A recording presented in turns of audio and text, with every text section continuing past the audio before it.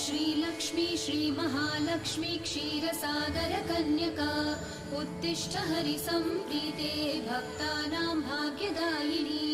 श्रीलक्ष्मी श्रीमहालक्ष्मी क्षीरसागरकन्यका उत्तिष्ठ हरिसम्प्रीते भक्तानां भाग्यदायिनी। उत्तिष्ठोत्तिष्ठ श्रीलक्ष्मी विष्णुवक्षस्थलालये उत्तिष्ठ करुणापूर्णे लोकानां शुभदायिनी। उत्तिष्ठोत्तिष्ठ श्रीलक्ष्मी विष्णुवक्षस्थलालये उत्तिष्ठ करुणापूर्णे लोकानां शुभदायिनी।